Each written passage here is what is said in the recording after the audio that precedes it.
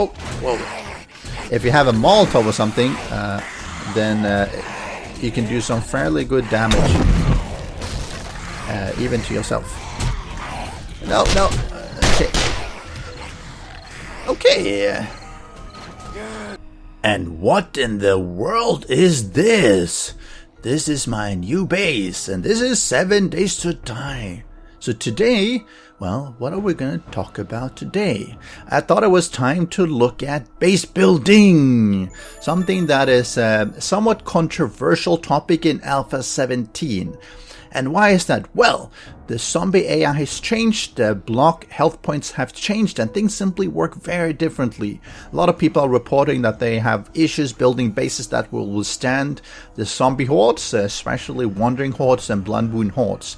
So what can we do about that? So this is my take for an early base, and you go like, well, this is not an early base. It looks like quite a lot of work, and that's true. Now it does have a few features. I'm going to walk through this base and I'm going to test it out with some general zombies. I'm going to test it out with a horde of zombies. And if you stay to the end, you'll also get to see how it holds up to a Blood Moon horde. And I think my game stage is, let me see, 291. So it's fairly high. Don't look at the day count because I have a pretty high level character. Let me see. My character is now 189. Oop. Maybe I should have had some pants on as well. Obviously, this is done in creative. It's not done in just playing around. I have doing this creative just so I can get it right and showcase how it looks. So let's start. So it has a few features. One, it's just basic. Let me see. It's just cobblestone. So it's not concrete or anything. So it's cobblestone, and it is pretty reasonable to do an early base from cobblestone or flagstone or both. It has these wooden bars, which is also pretty easily accessible. Now it looks like everything is metal and everything, but it's not. That's just painted to make it look a little bit better. I have some hatches here. I have some doors here. So why do I have all this weird setup? So one thing that you might have seen if you've covered my other videos is that zombies have this really weird pathing where they go for the path of least resistance. In other words, they try to get into your base and trying to get to the player without destroying anything. And if they have to destroy something, they will go to where the best path is with blocks which have the least health points. So they sort of try to get to you in an easy manner. Now this causes a bit of a problem because if you have a traditional base, just a sort of a square, all the zombies will go to one location and they will look to bash through there because, well, it's damage block once the first one has beaten on it, and all the other zombies will be bashing in the same location, so they won't be spreading out. And that's a bit of a problem because it means that you won't have these two attacking on this side and these two attacking here, and these ones will definitely not be attacking here. They'll all go to the same location. And because they have the whole damage bonus, and you probably know that if you saw my other video, and if you haven't, go check that one out. There's a whole damage bonus as well, so they'll do extra damage, and they will just tear through your wall like it's nothing. Whether you have concrete or even steel, they will tear through it really fast. Now there's some ways to avoid that, or rather to mitigate that AI function, and that's what I'm doing here. So I'm going to show from the inside. Here I have my little base, and the reason I've done it this way is because you can start off with the base this way and expand on it and get to this full size. Actually, it's not necessarily full size, but a larger size. It doesn't have to be this size immediately. So you start with this. So what I've done effectively 2 layers in here, and the reason I do 2 layers is because I want to minimize the zombies starting to try to go through the walls. So 2 layers here, this one and this one. This one is 3. You could do it higher, and higher would be better. There are some challenges with zombies stepping on top of each other, so having it higher would be better, but of course that requires a lot more resources. So 3 is a pretty good way of sort of handling it early on, and then potentially looking at building it up.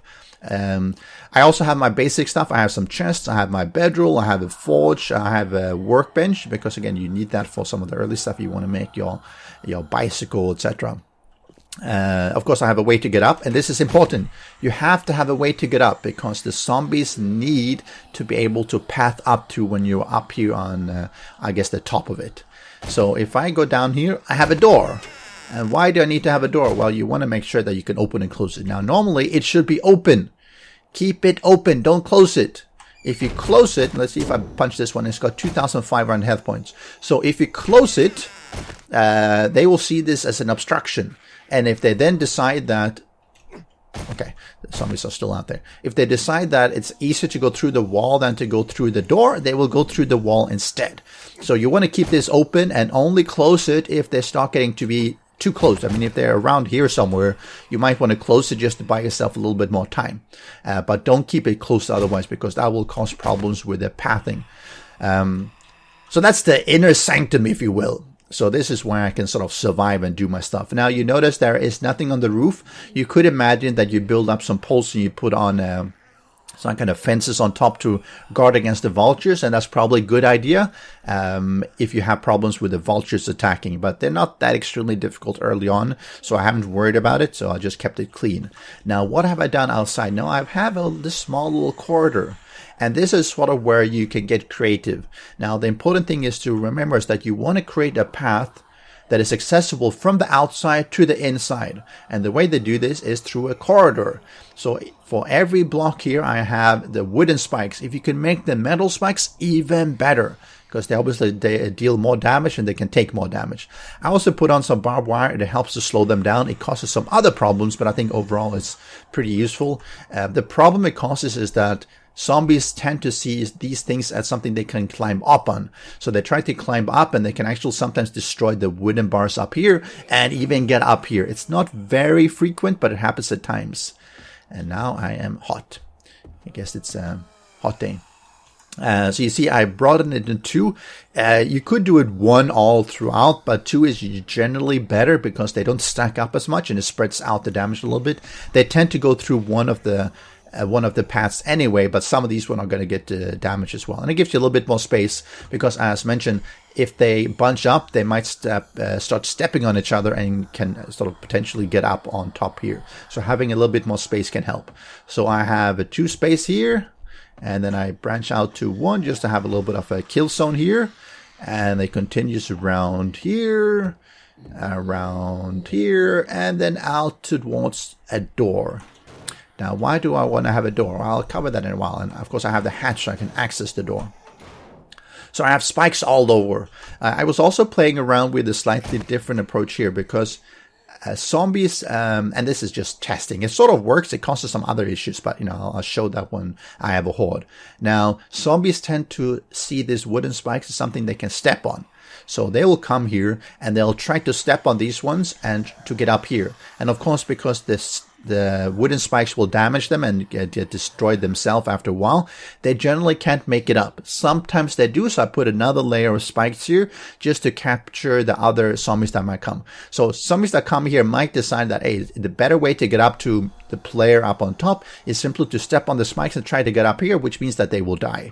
But it's a feature you can use when you're defending the base. Just you have to remember that it is possible for them to glitch up, or if they bunch up, they can actually step on each other. So generally, the zombies, if you keep the door open, they will start to path through here. If you close the door like this, they will not, and they'll just bash their way through it. So you want to make sure you keep the door open.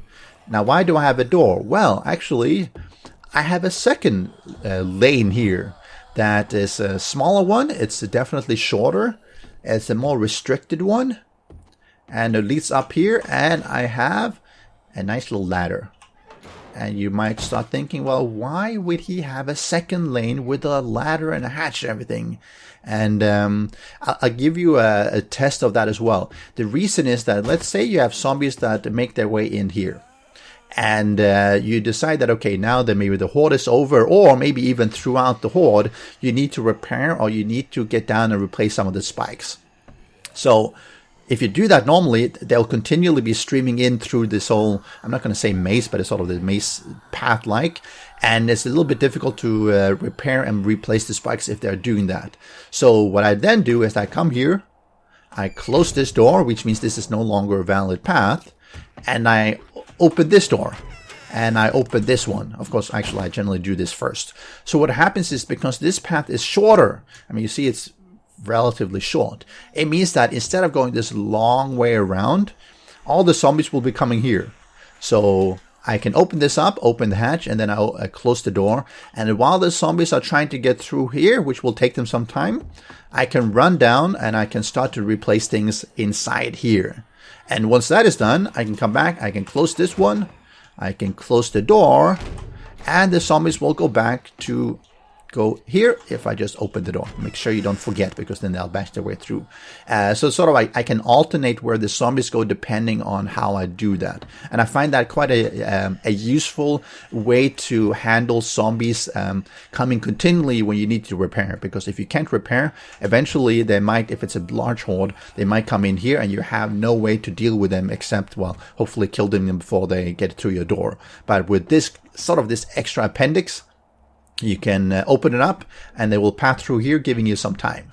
And I'll show that in action. So this is the basic thing. And I put some spikes around, and the zombies generally will not go for the spikes to get through the wall to destroy it. But they will go up towards the wall because they want to take the shortest path. So these one generally will go up here, and they'll try to go around, but they'll be dragging themselves along the walls because that's the shortest path to get to the doorway over there. And while doing that, they're going to be dying on the spikes. So that helps. It's not because it's protecting the walls as such, but it's really because it depletes some of the zombies as they try to make their way. So this is the basic way. Of course, I have some lights and everything just to show that. So if I then, so I have zombies on each of the sides. So what I would expect, and let me make sure that the door is open. Okay, the door is open. If I keep this one closed, and if I enable the zombie AI, you see this one go around here, these ones go around here, and these ones zombie, they will go around here. And these ones, you see, they go here, and I decided to go around and not... Oh, and now he jumped up, and why? Because I forgot this one. I forgot to go, so he actually climb up on each other. And now I'm gonna die. Do I have any bandage? Let's see if I bleed out. Bandage. Do it. Okay. Don't do that. Make sure you keep this one closed. Alright, so this one ran in here, and I'm gonna do some more here. Let me give me some more feral ones. Alright. So these ones go around here, and they decide, yeah, let me go in here, the path as expected. And they'll come up here. And let me do that even more. Let me spawn in 25. Now, normally they don't come 25 in one spot, so they're going to be a little bit more spread out. But you see, they all come here. Right? So they all follow the path because I'm up here, and they go like, well, if I follow this path, eventually I'll be able to get through the door here. Very kind of them, right? And you see the barbed wire will slow them down. So it's really slow for them. So you can stand up here and just shoot them. Pretty convenient. Now, of course, you can expand this base with traps, but I haven't done that because I want to show something early on that you can do. And you see, because they're stacking up on each other, they also can jump up here. So there are possibilities that they will come up here. And sometimes they can actually even climb up because they can stack on top of each other. So you want to make sure you defend it. And that's why if you can, they're trying to jump up here. If you can upgrade this to iron bars, that's even better. Because now they're just destroying it. Because they're walking up on these barbed wire because they sort of jump up on them. Alright. Let's see. Okay, these ones are making their way. And of course, this was 25, so it's a fair number of them. And I'm not really doing much to defend, because normally you want to make sure that you defend as they come through out here. Right. So let me show here. Let me do a few, and let's not do these ones. Let's take, let me see.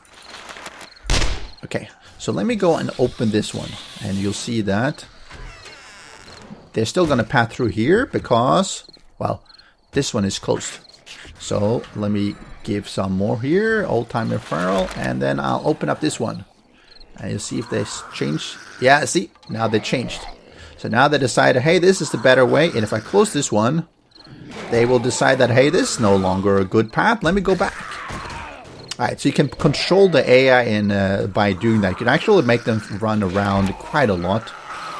And see, they try to go here. I close this one because now there's no longer a valid path. They will not go here, and they'll run around here. So you can have them running. Okay, quiet there. Whichever path you want to have. So I find that really useful because, well, as I said, you can direct them a certain way. But now they're all going to be coming in here, and they're going to be running around. And because they get stuck, they also stack up and can jump up. But if that happens, you just have to kill them. Hopefully you have a sledgehammer or something, or a club that you can knock them down. But yeah, they will make their way through here. And if you have metal spikes, they will last a lot longer. But you see, and they've probably killed about 50 zombies already, or 40 zombies, so quite a few of them. Let me see if I do 25 street referrals.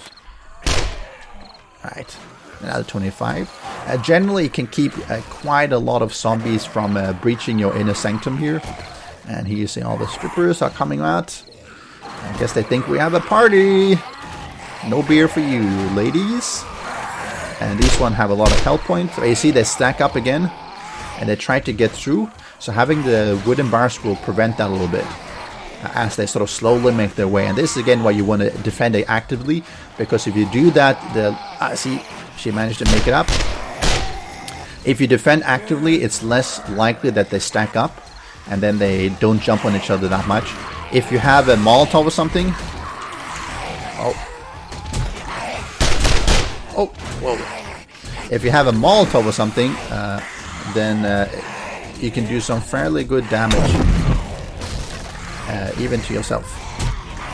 No, okay. Okay. You can do damage to yourself. Now I find the Molotov throwing a little bit wonky. It causes some issues for me. It's like it hits somewhere and then it doesn't sort of spread out the way it should be. So, alright. Where are all the zombies? Oh, they're gone. Whew. Collect candle.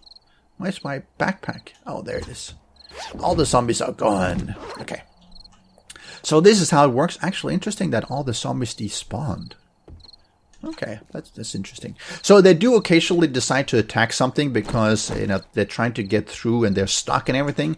So you might want to make sure that some of the walls are at least cobblestone. If you do it on flagstone, it's a lot easier for them to break through. At least the inner sanctum, trying to make it cobblestone and then just sort of upgrade from there. The path generally works well, but of course if they break through here, then the path is a lot smaller. So you want to try to sort of cobblestone so that it's harder for them to break through without going through as much as possible.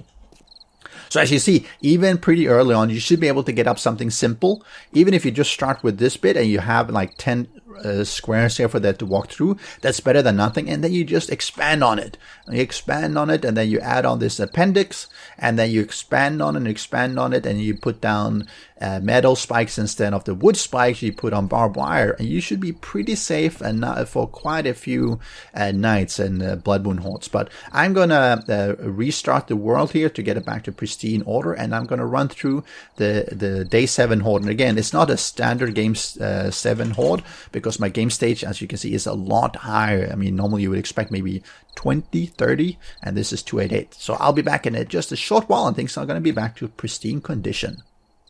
Alright, I'm back here for the day 7 first Blood Moon Horde, but the game stage is now, let me see, 292. So it's a lot harder than you would expect early on. So it's not going to be a fair comparison, because obviously at game stage almost 300, your base would be a lot better than this. But I just want to show that a little bit how it works even during the Blood Moon Horde. Because there's going to be cops and a lot of these things radiated, I might kill them just to sort of let you see how the normal zombies act. Because obviously if you get in a lot of cops here, they're going to stop exploding and they're going to blow things up, and that's not quite what you can handle early on. So let's see here, they come in, and you'll see the pathing should be very similar. Okay, nothing yet. The pathing should be very similar for a Blood Moon Horde, as you see as I just spawned them in. You see they're coming here, they're trying to get in, and they come in and they just die. And this is where you just want to be standing and actively defending, because you want to start taking them out. You don't want them to just destroy every spike by themselves. And the first, alright, so here comes the second wave. And they will be coming around and coming here as well. See, they're sort of dragging along the wall, and they're hitting the spikes here. There's more of them coming. Small little choo-choo train. Train of zombies. But you see, it works exactly the same. Even if the Blood Moon Horde is spawned over there, they still decide that they're going to go around all the way here, and they're going to come through here, and they're going to come through here, and they're going to come through here. So it doesn't really matter where they spawn from. The zombie AI still path the same way. Now, there might be a challenge though. Let's say if you build upwards, let's say you have a house up on top of here. You have to be a little bit careful that there has to be a path. Let's see, you get the top here. You have to be careful that you have to leave a path that they can run. Because if you do a house up here and there's no path up, whoa, just maybe see. And there's no path, then they will start going through the walls and the whole maze will fail.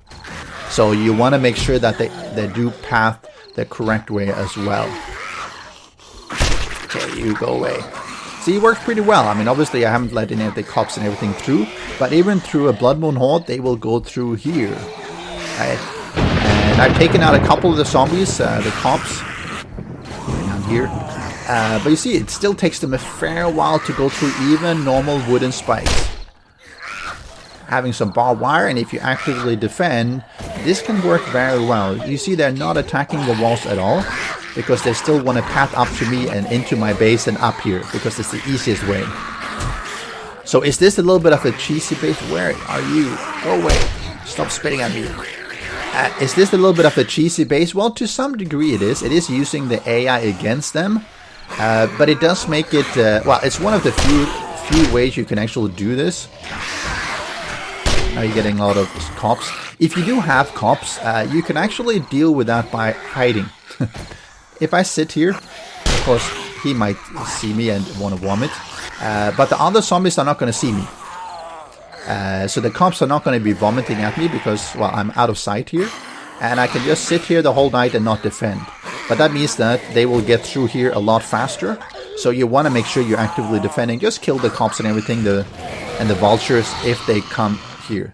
And let me show this one again. Okay. Let's open this one up. The door.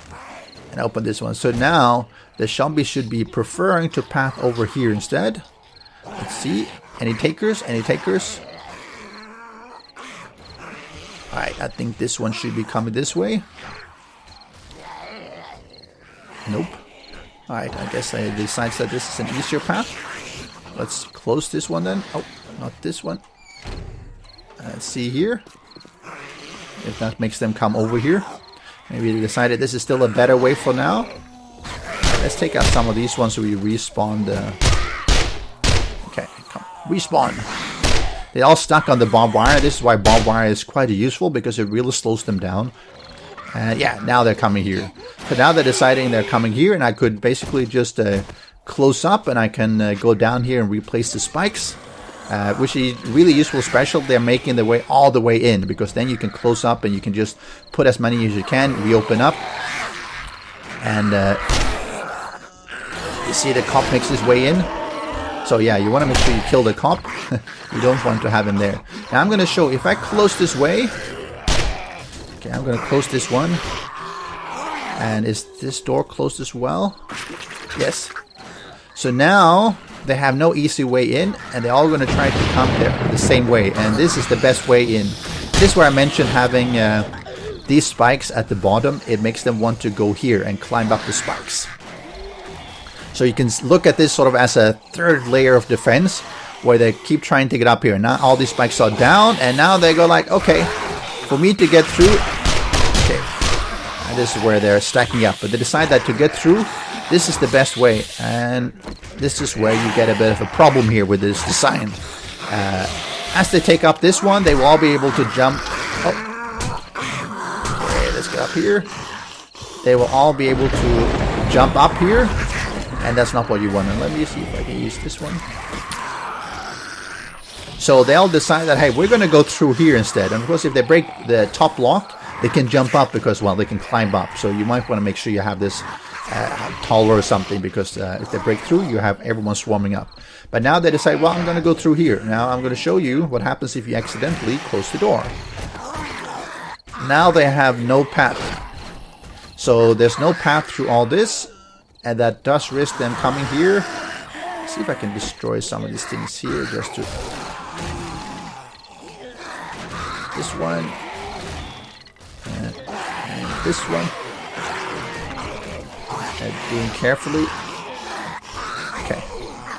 So if I'm here, they might decide that, hey, we're going to try to go through. Now, they still decide in this location that going through the door is less trouble than going through the wall, because the walls have a lot more health points. But they could go through the walls here, and as you saw, they go through walls here. And if this was a vault hatch, then obviously it would be different, because all of a sudden the vault hatch is more trouble to go through. Let me try and do that. Okay. Vault hatch. Let's try this one. So they all look at the easiest way for them to get through. And if I do this, let's see where that takes them. Is that still going to take them around?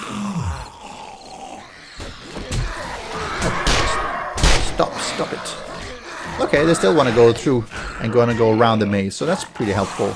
So this is why you want to make sure that you make this one difficult to get through, because then they tend to prefer to path all the way around to get through your door anyway. And of course that's what you want to have. You don't want them to go through the wall. Oh, you see, now they decided that the vault hatch is more difficult to get through, and they decide that they're going to jump up here. See, they want to go through here instead. And that's why you want to make sure you keep the door open. If I do that, right, they should continue to go through the maze instead. And here comes the cop. So there is some... Oh, these cops are a little bit troublesome. Right. So you see, this works really well. I mean, I'm now on almost 1 a.m. And yeah, sure, I've been killing some of them with my cheaty gun. But most of them actually die on the spikes. Ooh, indeed. And they make their way slowly through here. Let's take him out. But otherwise, it works really well. And you can imagine that if you expand this one, because you could have more layers, you could have this one have another wall that goes around here and comes back and everything and winds their way. And then you put iron spikes. You upgrade the walls to concrete and then to steel. And I haven't even put any traps. So I'm going to do a design of this one that has traps, because once you put in blade traps and dart traps, you don't actually need a really long one, because the traps will start killing the zombies as well. So I hope you enjoyed, and as you see, really effective. Even at this really high game stage, it's holding up really well. And I'm not doing anything except just killing some of the cops so I can do proper recording here. If the cops explode here, obviously that's going to be a bit of an issue, because they take out some of the walls potentially, because they're pretty weak. They're just cobblestone. But yeah, I think this works really well. And to some degrees, it is cheesing the AI a little bit, but I think it works really nicely. And I like the way they are sort of making their way through. It's not really a fair fight, but it's a different way of doing base building in Alpha 17. Hope you enjoyed, and as you make your own builds, do let me know in the comment section below of how your... Oh, let's get out of here. So noisy. Do let me know how your builds turn out, and if you use some of these tactics and strategies for your base building, or what other cool ways of making your bases. I will definitely love to hear that. See, he goes through here instead of the closed door. Ah, my little rat maze, or zombie maze maybe. Well, make sure you subscribe and like and provide a comment and share and whatever you do, and I will see everyone next time. Ouch, what are you doing? Go away, birdie. Bye-bye. Special thanks to the great patrons supporting the channel. If you would like to join the vetted community and support these videos, do follow the Patreon link.